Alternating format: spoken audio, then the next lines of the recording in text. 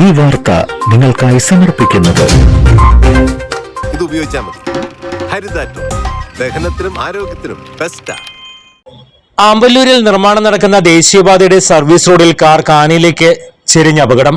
Service റോഡിൽ കാനിയോട് ചേർന്നുള്ള കുഴിയിലാണ് car കുടുങ്ങിയത്. അപകടത്തിൽ ആർക്കും പരിക്കില്ല. പുതുക്കാട് ഭാഗത്തു നിന്നും തലൂരിലേക്ക് പോവുകയായിരുന്ന കാറാണ് അപകടത്തിൽപ്പെട്ടത്.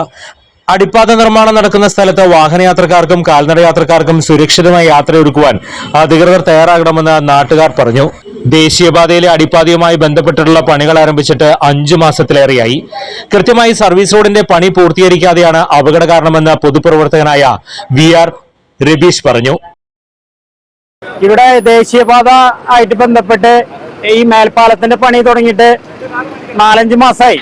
ഇതേവരെ ഇത് പൂർത്തീകരിച്ചിട്ടില്ല എന്ന് തന്നെയല്ല, നിരവധിയായ അപകടങ്ങളാണ് ഇവിടെ സംഭവിച്ചുകൊണ്ടിരിക്കുന്നത്. ഇപ്പോൾ ഇവിടെ ഈ കുഴിയിൽ ഒരു കാറ് പോയി ഒരാള് മരണപ്പെടുന്ന ഒരു സാഹചര്യമാണ് ഉണ്ടായത്.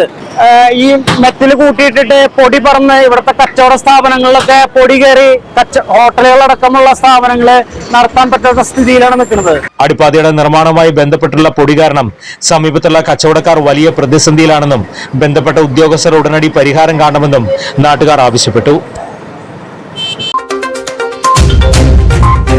ചിലതൊന്നും ചിലർക്കങ്ങോട്ട് ദഹിക്കത്തില്ല. ഇത് ഉപയോഗിച്ചാൽ മതി. ഹരിതാറ്റോ ദഹനത്തിനും ആരോഗ്യത്തിനും ബെസ്റ്റാ.